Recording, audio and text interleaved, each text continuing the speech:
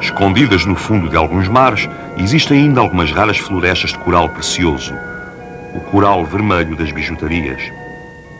Os seus duros ramos, solidamente enraizados na rocha, são dos tesouros submarinos mais procurados. Com a cegueira de fazer fortuna, os pescadores de coral do Mediterrâneo correm riscos absurdos, mergulhando cada vez mais fundo por um lucro cada vez menor.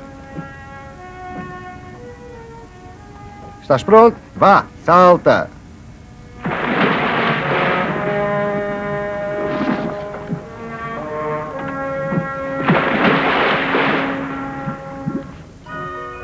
Com o coral vermelho fazem-se joias muito apreciadas um pouco por todo o mundo. Mas a atração do dinheiro fácil não compensa os riscos que se correm. Os colares de coral são vendidos a preços muito altos pelos negociantes napolitanos aos joalheiros mais em voga. E os mergulhadores são levados a desafiar as profundidades, violando as regras mais elementares de segurança. Para os traficantes de coral, estas joias esculpidas representam um mercado de dezenas de milhões de dólares, à custa da coragem de verdadeiros loucos do mergulho. Ao largo da Córcega, o comandante Cousteau e a equipa do Calypso vão tentar compreender melhor estes mergulhadores destemidos e pitorescos que transgridem todas as regras para responder ao apelo irresistível do coral.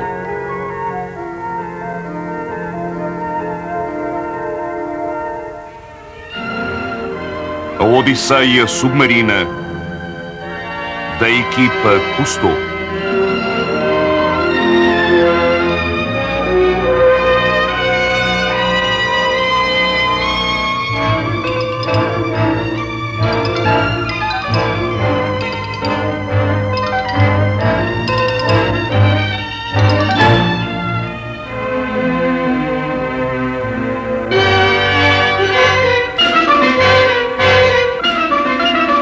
Dedicado aos jovens de hoje e de amanhã.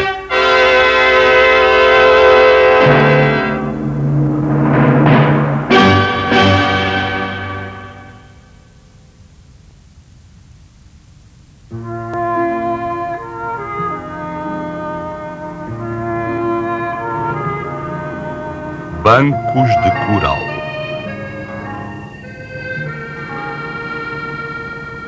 O Calypso navega ao longo das falésias escarpadas e cheias de sol, a caminho da Córcega.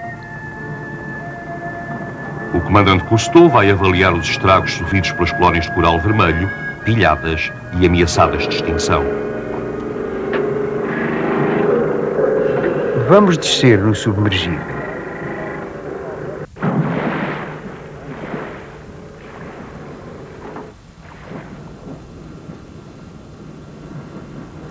Durante milhões de anos, condições ideais de clima, a qualidade da água e a natureza dos fundos foram favoráveis à proliferação do Corallium rubrum, o célebre e precioso coral vermelho.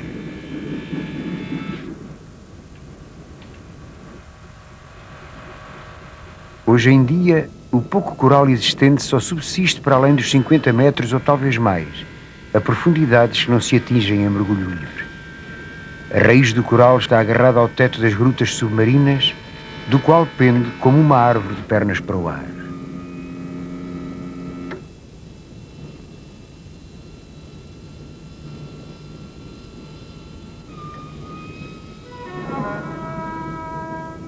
Uma cruz de Santo André está a ser trazida à superfície por um pescador de arrasto. Tragar assim o fundo do mar é uma das formas mais antigas de apanhar corais. A cruz arranca o coral ao acaso. Uma parte vem agarrada à rede e às velhas cordas, a outra cai, perdida para sempre.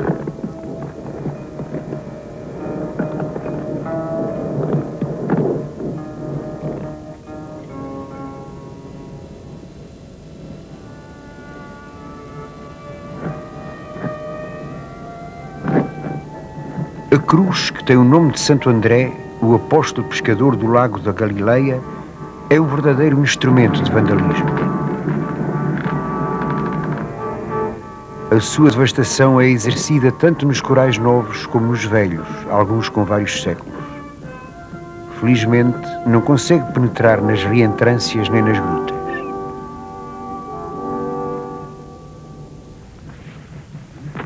Contudo, o escafandro autónomo permite chegar ao coral poupado pela Cruz de Santo André. O Toussaint Récaud é um dos últimos pescadores de corais da Córcega e talvez o mais destemido de todos. Assistido pela Nadine, possuidora de carta de marinheiro e oficialmente inscrita, o Récaud prepara-se para um mergulho profundo. Durante 12 anos de uma atividade submarina perigosa, inventou as suas próprias técnicas de segurança que não têm nada a ver com as regras convencionais. Deita um pouco de água quente nas calças, querendo assim proteger as pernas contra o frio das profundidades. O talco permite-lhe enfiar os vários fatos de mergulhar que asseguram o seu isolamento térmico.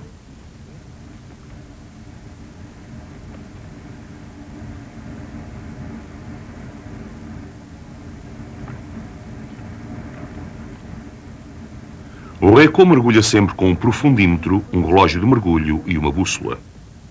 Mas a vida deste homem ousado, de 40 anos, depende muito da experiência da Nadine, que zela pelo seu equipamento e que segura a corda de segurança.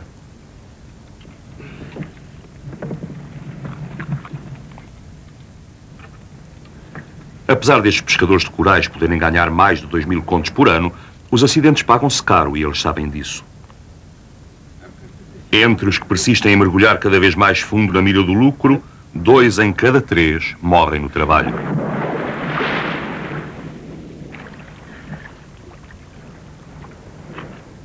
O Récaud leva cerca de 20 quilos de pedras, que vão fazer com que desça mais depressa e que vão dar-lhe mais tempo para apanhar o coral.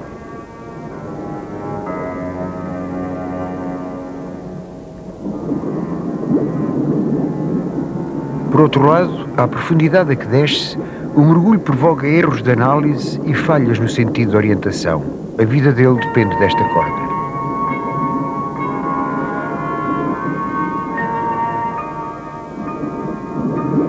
Respirando ar, é extremamente perigoso descer a mais de 80 metros. Contudo, no momento em que o Récaud larga a corda, a 90 metros de profundidade, as garrafas que trazem consigo as marcas de todas as suas façanhas só têm ar comprimido. A tais profundidades, os mergulhadores do Calypso utilizam uma mistura de gases, hélio e oxigênio, para evitarem a narcose do azoto.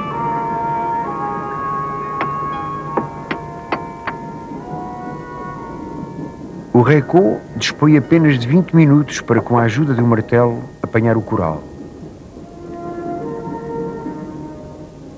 Tem-se treinado a mergulhar cada vez mais fundo e por mais tempo, porque de ano para ano as falésias acessíveis estão mais despidas.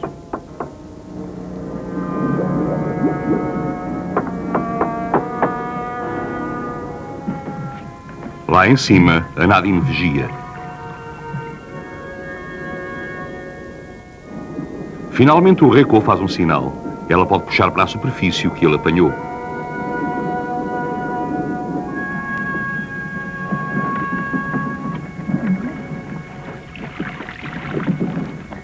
Enquanto o Récaud inicia a sua longa descompressão, a Nadine seleciona a colheita.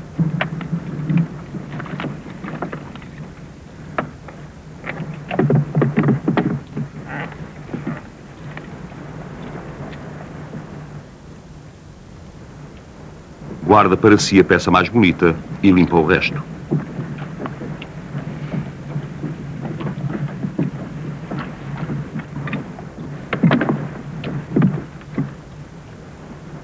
Estes ramos são esqueletos de colónias coralíferas com várias centenas de anos. A partir deles, os lapidadores em breve farão objetos de arte para todos os gostos. Em Propriano, na sua casa no sudoeste da Córcega, o Récaud faz as honras do seu museu particular ao Albert Falcot, o chefe dos mergulhadores do Calypso. Estas peças não estão à venda. Muitas estão ligadas a acidentes de descompressão, como por exemplo um mergulho que deixou o Récaud paralisado da cintura para baixo durante algum tempo. Não. Há ramos que custaram mais a arrancar, outros que custaram menos. Olha, este aqui pesa mais de 1 quilo, não é lindo? Isto é um verdadeiro museu. É espantoso. Está na hora de ir verificar a carga das garrafas. Vamos lá antes que arrefeça. A mulher do Récaud está a servir o almoço aos 4 filhos do casal. Então, o mergulhador brinca com o Christophe, o mais novo, dizendo que não vai deixar-lhe nada para comer. A senhora Récaud é uma das corajosas mulheres corças que que esperam todos os dias que os maridos voltem sãos e salvos do mar. Os filhos não vão ser pescadores de coral. O pai é um dos últimos representantes dessa raça de homens ousados. O Recco, que já teve numerosos acidentes de descompressão e por isso cocheia, vai encher as garrafas para o próximo mergulho. O Falco avisa alta, que a pressão está demasiado alta parar. e que as garrafas são verdadeiras bombas. Mas o Recco tem as suas regras próprias. Isto são bombas. Afirma que é aqui e não no Estás habituado fundo como? que aceita correr riscos. Espera aí, tem calma. Mostra ao Já te Falco vou uma mostrar garrafa que provas do explodiu, pedido. fazendo Vai cair mostrar-me sobre o quê? ele uma chuva de estilhaços. Olha para isto. Foi a garrafa. Explodiu. Estilhaços por todos os lados. Devias ter mais cuidado. Tirando isto, não corre perigo nenhum. Estás doido? Vais ver se não é verdade. As garrafas dos nossos mergulhadores são carregadas à pressão máxima de 200 atmosferas. Nesta, o manómetro ultrapassa as 250.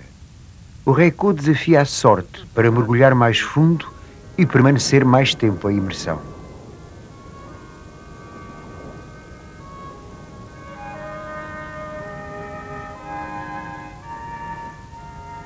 Quanto mais tempo ele ficar no fundo, a 90 ou 100 metros, mais tempo demora a descompressão. Depois de meia hora de trabalho, devia demorar 1 hora e 40 minutos, mas ele vai reduzi-la a apenas 1 hora. Na última etapa, a Nadine mergulha para o ajudar a passar o tempo. O Recco e a Nadine partilham o mesmo ar. As suas relações são baseadas na confiança mútua.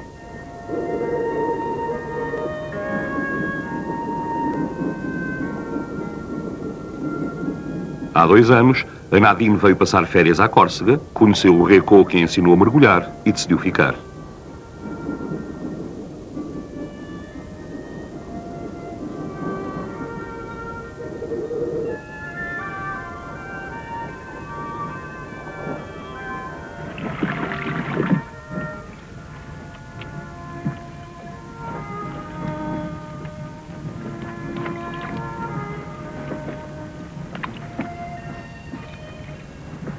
A Nadine sentir-se-ia responsável se ele sofresse um novo acidente de descompressão.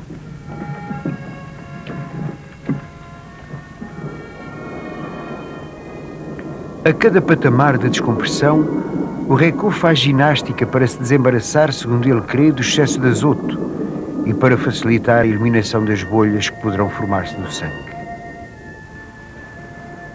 A Nadine tem sempre receio de que o Recco suba demasiado depressa, o que podia ser-lhe fatal.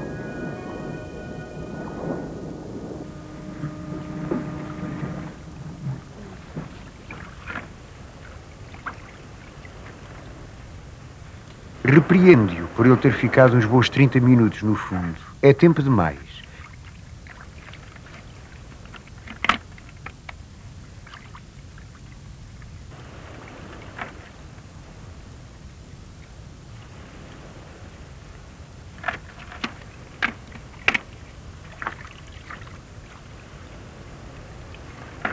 Apesar dos 3 cinturões de chumbo, o Recco teve dificuldades com a corrente. Se não estivesse posto, não tinha descido tão abaixo.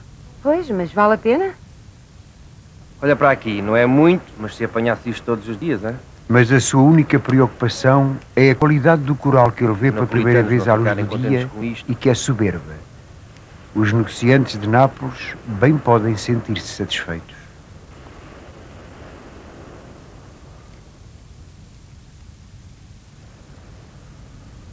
Os compradores chegam a Propriano. Come andiamo? Va bene, questo è meglio. Va bene, va bene. Va bene. Come andiamo, Re? Va bene, sempre lo stesso. Dovete avere curato. O Recco abre o armazém. O produto de centenas de mergulhos perigosos acumula-se em caixas. Têm lugar negociações difíceis. Va bene, sta va, questo qui, vedete qua. Vedete questo?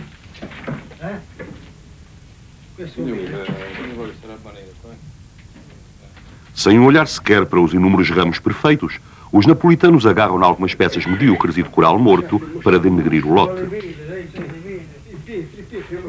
Guardate che pietro. Colpa strana, guarda.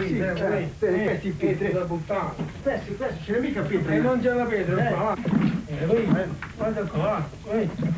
Queste tutte tagliate, buttate qui. Buttarle, però con pietra non è. Buono. Come è giallo? Non è giallo, che lo vuole tutto. Se è morto non è buono. Quando è morto. Ma è buono, questo è morto. È buono, ma è più buono che l'altro. No, è morto. Sì, ancora più buono. No, quando è morto. Cosa? Cosa? Quando è morto non... Io ne vorrei tutto. No, spaccate tutto. Representam o rei do coral de Nápoles e a sua missão é obter esta mercadoria excepcional ao mais baixo preço possível. Questo è qui, guarda. Che differenza. È lo stesso. No, questo è più vivo. Sì, questo è più. Voi avete preso giusto O Recco contra-ataca vigorosamente, mantendo-se no seu preço, insistindo na qualidade do seu coral. Ho chiesto 25.000 franchi. 25.000 franchi. 25.000 franchi. Va bene, no. Un prezzo è buono, non è tanto esagerato, perché se è morto non è buono. Buono, questo è morto. È buono, ma è più buono che l'altro. No, è morto. Sì, ancora più buono. O coral vende-se ao peso, mas dos pequenos ramos tem ainda uma pedra agarrada. Questa è colpa strana del corallo. Voi avete preso giusto i petri in mano, ma questo non lo pigliate per musciarlo, musciate giusto quello. Finalmente chegam a acordo sobre o preço de uma mercadoria pela qual o Recco arriscou a própria vida.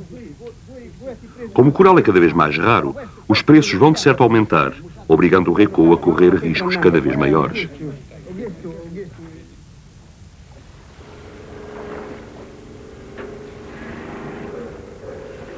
O submergível é içado para bordo do Calypso.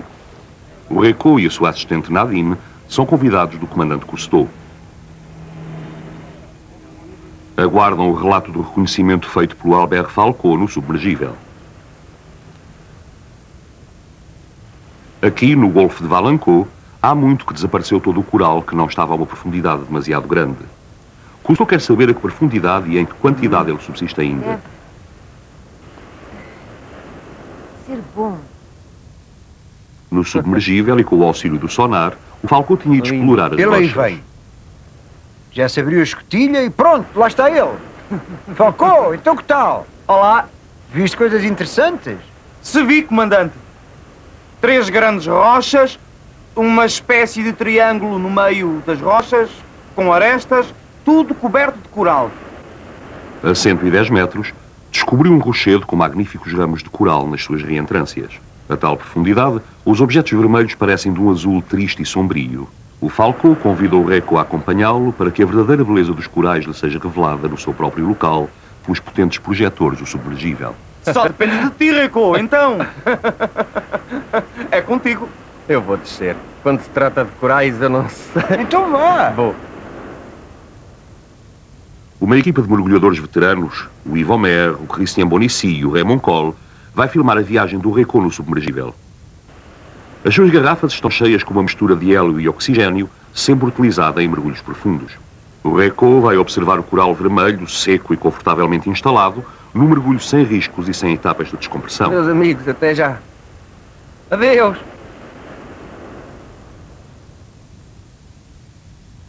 O diretor de fotografia Jacques Renoir, descendente do pintor impressionista Renoir, vai filmar a expedição do interior do submergível.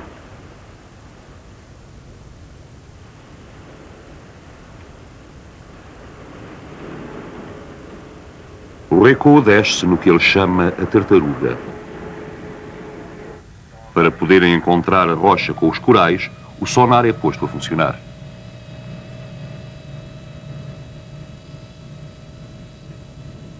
O Raymond Cole mergulha com projetores que vão permitir filmar as buscas.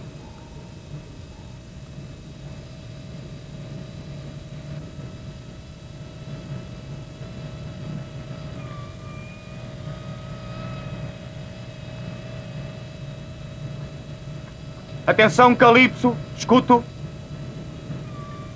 Não respondem? Não. Voltamos a chamar mais tarde.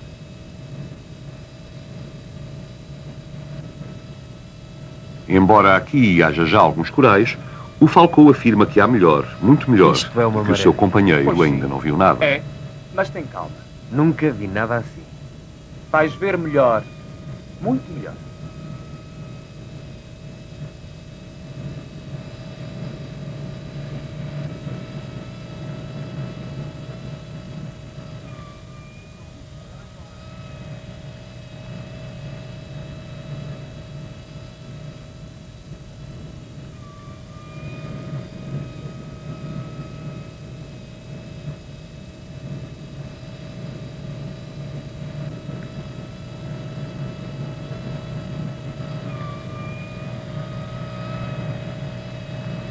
Como que oferecido pelo mar, aparece o rochedo coberto de coral como um pequeno e alegre bosque.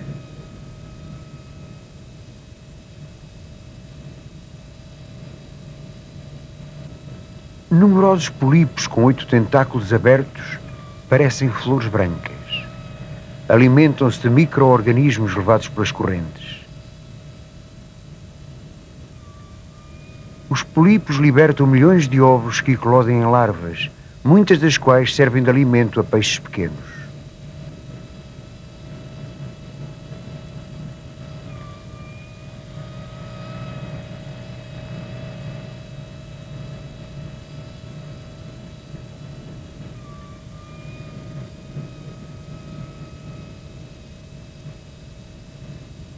As larvas que sobrevivem vão fixar-se nos rochedos e tornar-se novos polipos, dando origem a magníficos ramos de coral.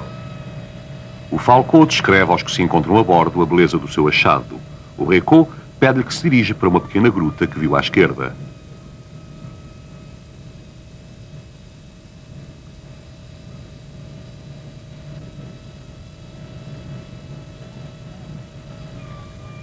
Apesar dos seus mais de 10 anos de mergulhos profundos, o Recô mal vê os corais quando os recolhe nas profundidades obscuras. À luz forte dos projetores do submergível, vê pela primeira vez a beleza do coral vivo no seu ambiente natural. Os pescadores de coral como o Recô são os destruidores desta beleza.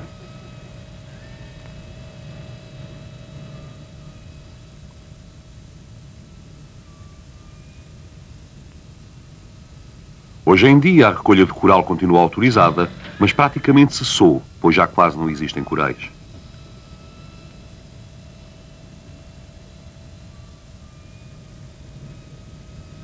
Alô, Calipso, Calipso, estão a ouvir-me?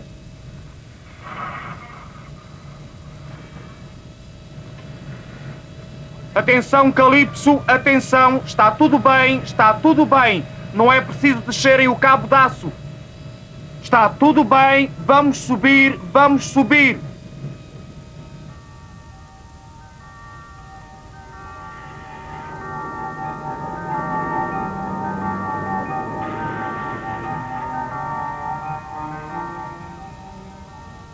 Durante a subida, a equipa encontra um fervilhante cardume de pequenos peixes.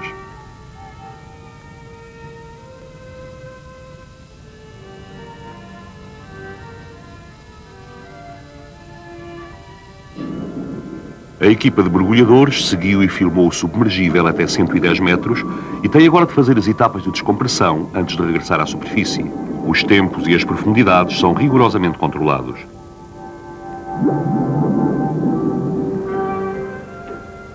Pelo contrário, o Falcão e o Recô podem ser içados imediatamente para bordo do Calipso, porque no interior do submergível o ar está à pressão atmosférica e não é necessária qualquer descompressão.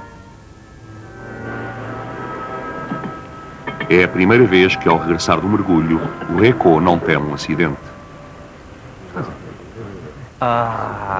Então, Cá estou. viu muito coral? Se vi.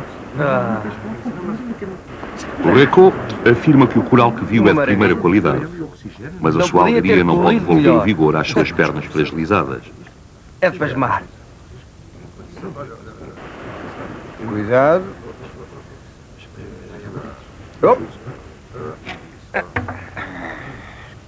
Falcão, foi muito longe daqui. O Falcão aponta a localização aproximada do rochedo. O Recô está impaciente por mergulhar, certo de que existem ali 40 quilos de belos corais.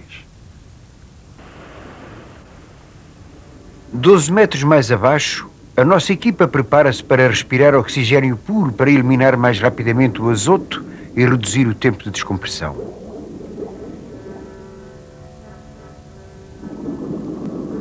Na superfície, mergulhadores vigiam para o caso de haver qualquer acidente. E é nessa altura que o Yves Omer deita uma olhadela ao Raymond e faz o sinal de mergulhador em perigo. Estado de alerta a bordo do Calypso. O Raymond Cole perdeu os sentidos enquanto decorria a descompressão. É trazido rapidamente para a superfície. O seu estado é grave. A causa do acidente é ainda um mistério, mas toda a nossa atenção se concentra no Raymond.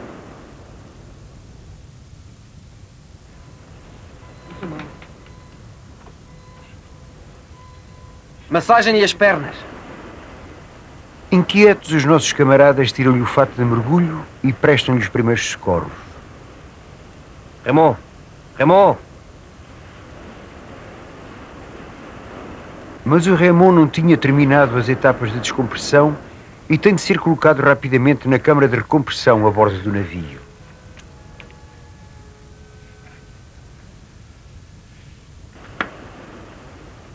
Vocês ajudem embaixo. O Albert Falcou ajuda a descê-lo à torre de Galeazzi, que está no porão. Esta torre é ao mesmo tempo uma câmara de descompressão submergível e uma câmara de recompressão. Porque, para ser descomprimido, o Raymond tem de ser recomprimido até à pressão a que se deu o acidente.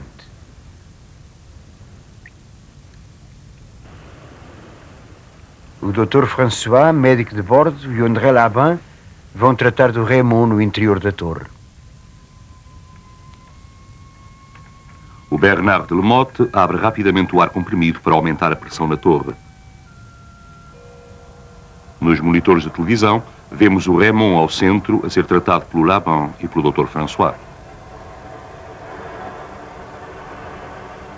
A recompressão reduz o tamanho das bolhas de gás que se encontram no corpo até elas se dissolverem de maneira a não causarem mais problemas. Esperamos ansiosamente um sinal de restabelecimento no rosto do Raymond. Começa a descompressão. O Falcou segue rigorosamente uma tabela para controlar a redução lenta da pressão no interior da torre.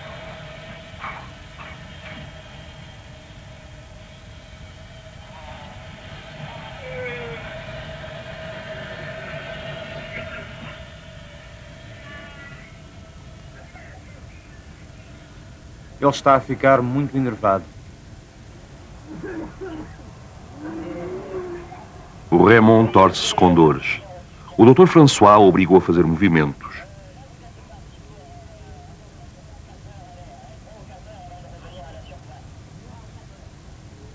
O Raymond bem tentou, mas ele já... O Yves Omer conta ao Falcou que já durante o mergulho, o Raymond tinha tido frio e dores de cabeça.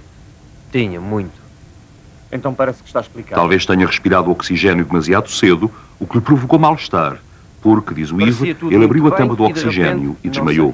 Eu vi tudo. Tirou o bocal do oxigênio, tentou colocá-lo no seu lugar e depois...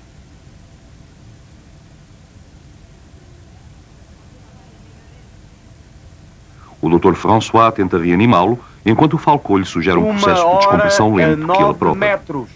1 hora a 9 metros. O diagnóstico é de intoxicação por excesso de oxigênio.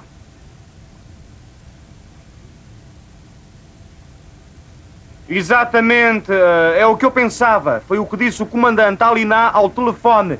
É só a hiperoxigenação, não foi um acidente de descompressão. É foi também essa a opinião do Falcou. Repito, foi a hiperoxigenação. Não foi um acidente de descompressão.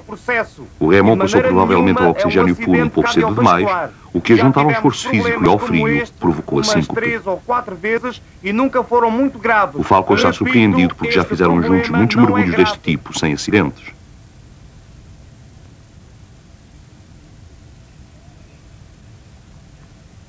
O Raymond, que já consegue sentar-se, tem de tentar esvaziar os pulmões da água do mar que engoliu quando perdeu os sentidos.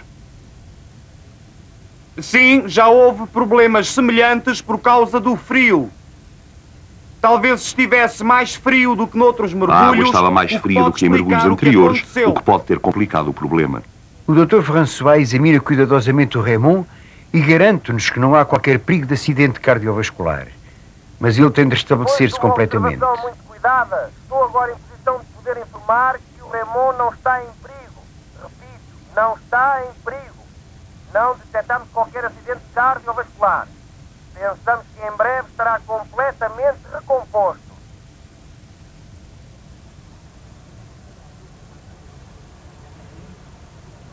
Adivinhamos sem esforço a inquietação que o invadiu quando recuperou os sentidos.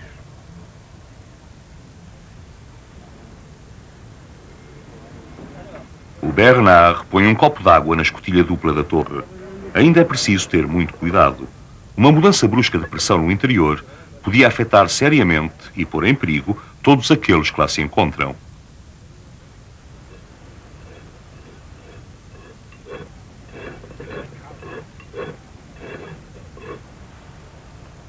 O Dr. François encoraja o Raymond a beber. Os reflexos voltam e ele agarra finalmente no copo. É bom sinal.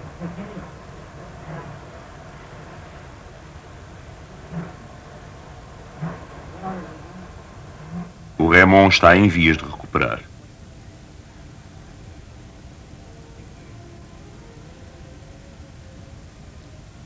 É a primeira vez que temos este excepcional tipo de acidente e vamos estudar todos os meios de evitarmos no futuro.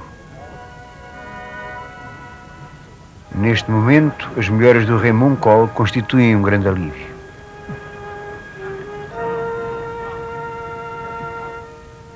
Apesar de mergulhar desde os 16 anos, é o primeiro acidente grave do Raymond. Traumatizado e enfraquecido, é acompanhado até ao camarote pelo seu amigo Yves Omer.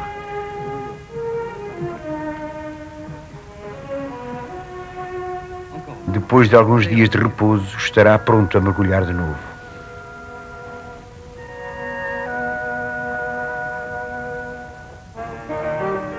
O Reco e a Nadine vão voltar ao Calypso no momento em que a câmara de descompressão é posta na água. O Reco mergulha imprudentemente com ar comprimido, enquanto nós utilizamos a mistura hélio-oxigênio, que é muito mais segura. É, portanto, paradoxal verificarmos que um dos nossos foi a vítima de um acidente que podia ter sido fatal. Como é provável que o próximo mergulho seja mais difícil, suspendemos a torre sob o Calypso. Servirá de refúgio aos nossos companheiros que vão seguir o Reco num dos seus mergulhos mais profundos.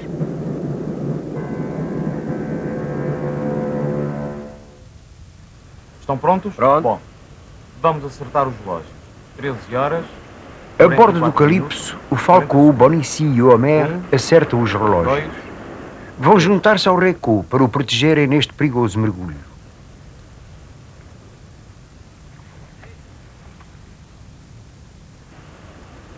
Queremos ver com os nossos próprios olhos se é verdade que o diabo do homem é capaz de descer a 110 metros respirando ar comprimido sem se ressentir da narcose. Vamos seguir o Reco com as nossas garrafas triplas de hélio e oxigênio tornadas mais leves por flutuadores. O Reco recusou por desconfiança servir-se da nossa mistura de gases. Prefere confiar no ar que toda a gente respira.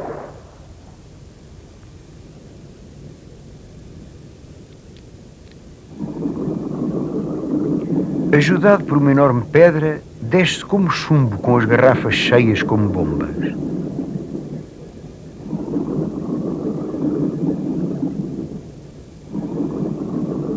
Leva consigo uma corda onde estão presas uma espécie de bandeiras. Indicam a direção das correntes que o poderiam levar para longe da corda de segurança.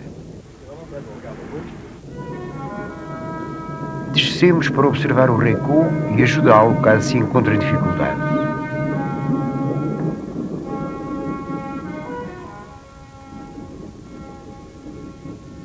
A 40 metros passamos pela torre, onde no regresso faremos a descompressão.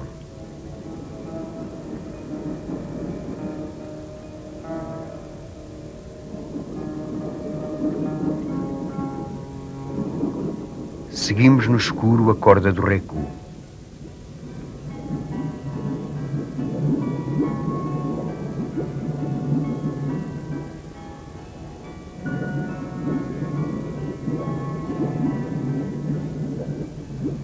À inacreditável profundidade de 110 metros, encontramo-lo a gatinhar no fundo, procurando o seu coral, como faz quase todos os dias há 12 anos.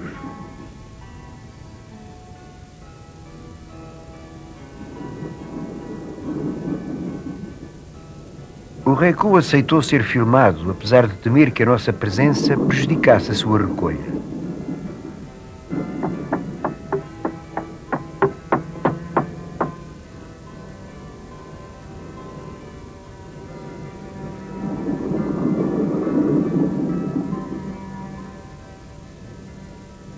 Introduz-se numa estreita passagem entre duas falésias de coral.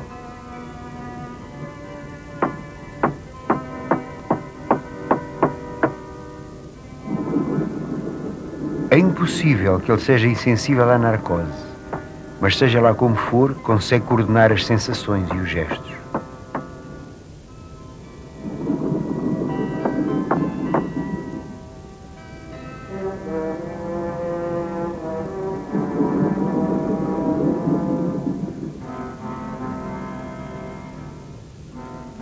O tempo de que o Reco dispõe está quase a acabar.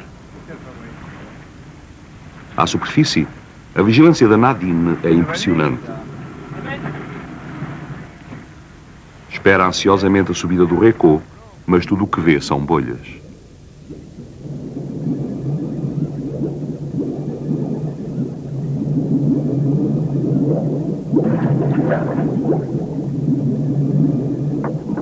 O Reco começa a sofrer com o frio.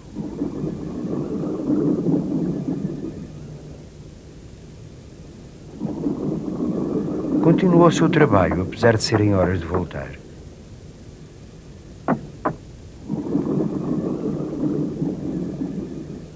Fazemos-lhe sinal para que comece a subir imediatamente. O Reco concorda, mas revelando a perturbação do seu espírito, dirige-se mais para baixo para continuar a apanhar coral. Seguimos-lo e insistimos com ele para que suba. Finalmente faz sinal a Nadine para que o suba até à primeira etapa da descompressão, mesmo por cima da nossa torre.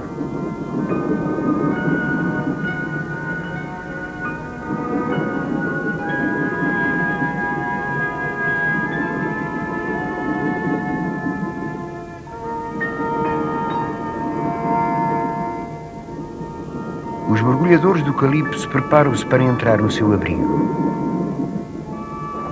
Tiram as garrafas e prendem-nas no exterior.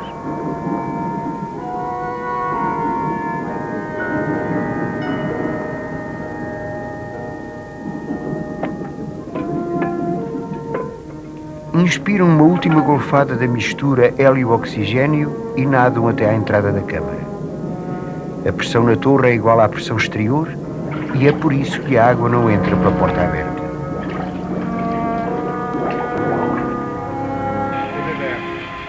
No ecrã de televisão a bordo do Calypso, Cousteau e o Jean Alinat vigiam o comportamento dos mergulhadores. O Falcão e o Bonici entraram sem incidentes. O Yvomer inspira uma última vez e dirige-se para a entrada da torre. Seria impensável convidar o Reco, porque o nosso processo de descompressão a hélio não tem nada a ver com o seu. A porta está fechada! A porta está fechada, primeiro patamar de descompressão. Primeiro patamar. Assim que a porta é fechada, começa a primeira fase da descompressão. 7 minutos a 40 metros. São 14 horas. 7 minutos.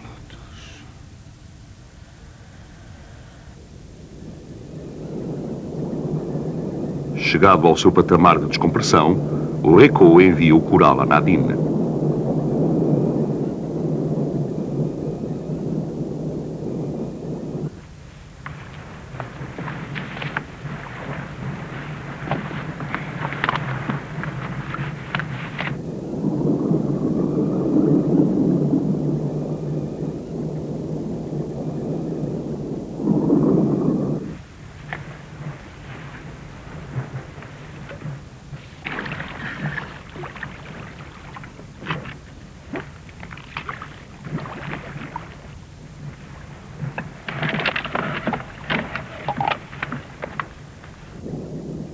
Conforme a duração e a profundidade do mergulho, o Reco calcula o tempo de descompressão segundo a sua intuição e a sua experiência. Nem sempre sai bem. Nós temos ao nosso dispor um equipamento considerável e tabelas de descompressão rigorosamente calculadas. Os nossos mergulhadores recebem instruções do Dr. François para subirem a 30 metros e para aí permanecerem 10 Percebido! minutos. 30 metros! 30 metros!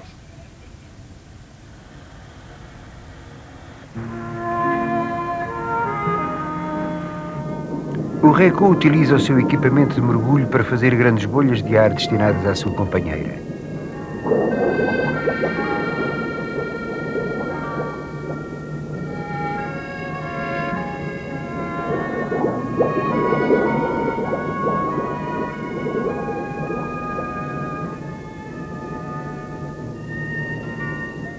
Ele, que já perdeu tantas horas da sua vida suspenso na água por uma corda, tenta encontrar uma maneira de passar melhor o tempo. Ouvem-me? Sim, escuto. Doutor, terminamos um patamar, o patamar dos 15 metros. Se estiveres de acordo, passamos para o de 12. Sim, afirmativo. São 14 e 10. Está terminado. Passem ao que quiserem. Estou de acordo. De acordo? Entendido? Vamos a isto? Atenção, vou abrir. Muito bem. Ponham as máscaras.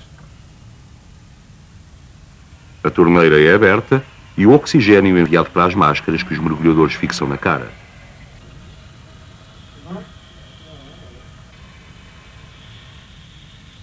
De patamar em patamar, a pressão no interior da câmara é lentamente reduzida.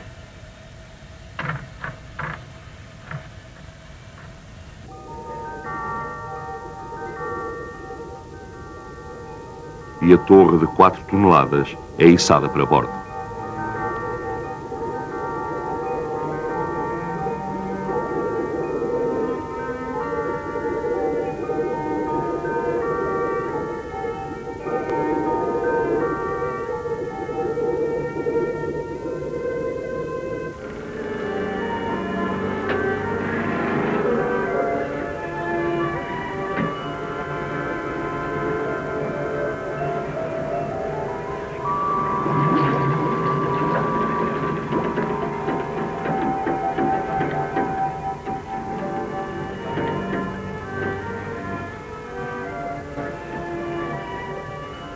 A torre é levada para o porão, onde o demorado processo de descompressão termina debaixo de rigorosa vigilância médica.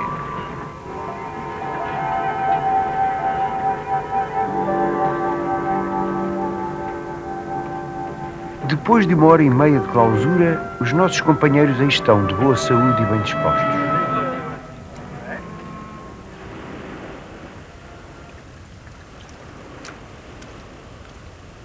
Olá!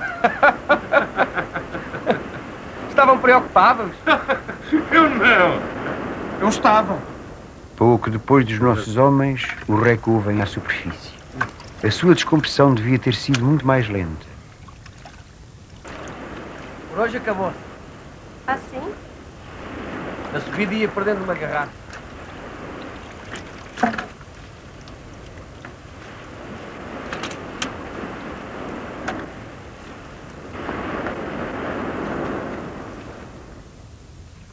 O Reco não quer admitir que ainda está muito cansado. Diz que se sente bem.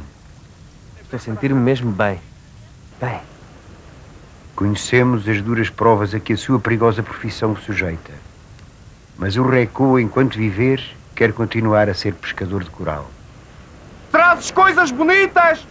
Olha para isto. A Nadine mostra com orgulho É um dos mais lindo, belos ah? corais. Lindo! Parece uma árvore das que aparecem É. nos sonhos.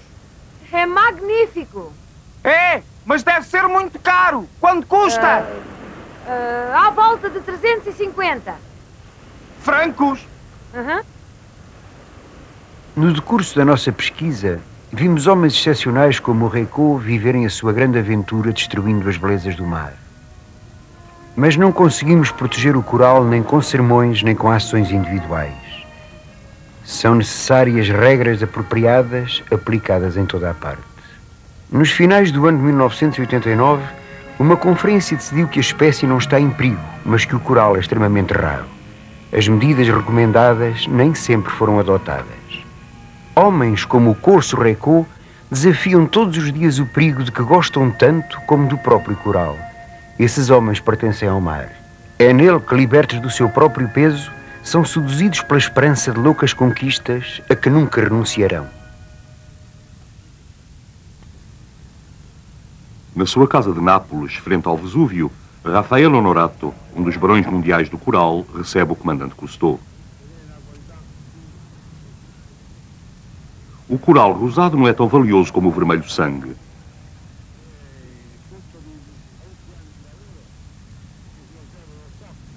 Aqui jazem despojos do mar provenientes de inúmeros mergulhos. Sr. Honorato, este coral que aqui está, quanto pode valer e quanto pesa? Este monte de coral vermelho pesa 1,5 toneladas e vale pelo menos 45 mil contos. Pelo menos.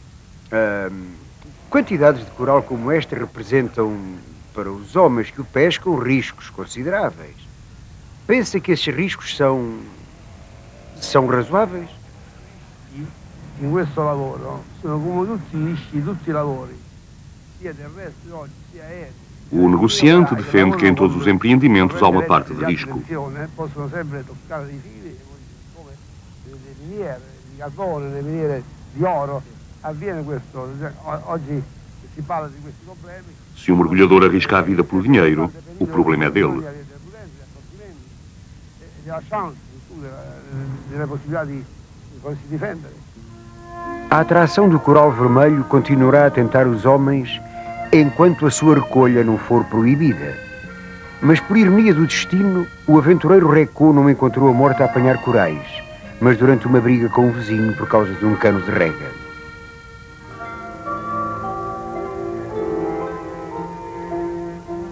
A raça de homens audaciosos como o Recô só desaparecerá quando todo o coral for retirado de profundidades acessíveis aos mergulhadores. Então os preços vão subir. As pilhagens continuarão, mas mais abaixo, com submarinos. E assim acabará a vertigem do risco que fascinava o Recô. Acabará também o martírio atroz que muitas vezes atormenta as vítimas da loucura do coral.